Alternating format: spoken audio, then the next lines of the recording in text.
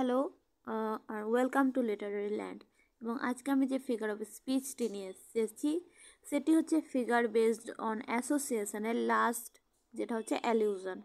এবং অ্যালিউশনটা কি প্রথমে আমি বলে দিই। দুটো ফিচার্স দেওয়া আছে অ্যালিউশনের। প্রথম হচ্ছে যে অ্যালিউশন is an expression or word is used and the word or expression recalls to one's mind some events, characters or saying of the past.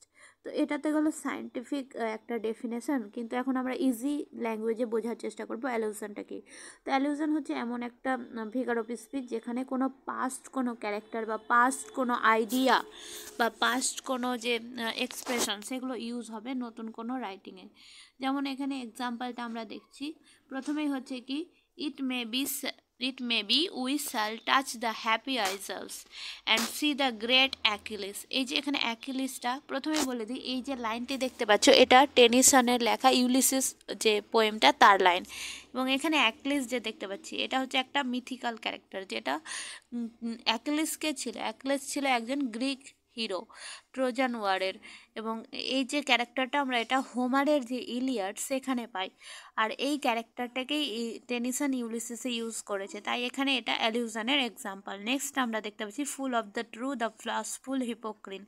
এই লাইনটি কিটসের ওড অন আ নাইটিঙ্গেল থেকে নেওয়া হয়েছে। এবং এখানে যে হিপোক্রিন এটাও একটা মিথিক্যাল যে আইডিয়া বা নোশন বলতে পারি।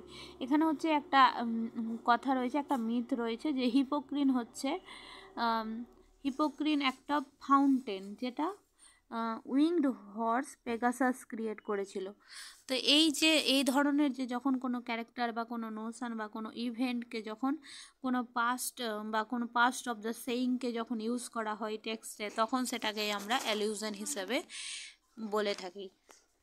Thank you. এবং তোমরা যদি আগেকার ভিডিওগুলি না দেখে থাকো বা ফিগার অফ স্পিচ নিয়ে কোনো যদি তোমাদের ডাউট থাকে, তাহলে আমার চ্যানেলে প্লেলিস্ট দেওয়া আছে, অবশ্যই দেখতে পারো।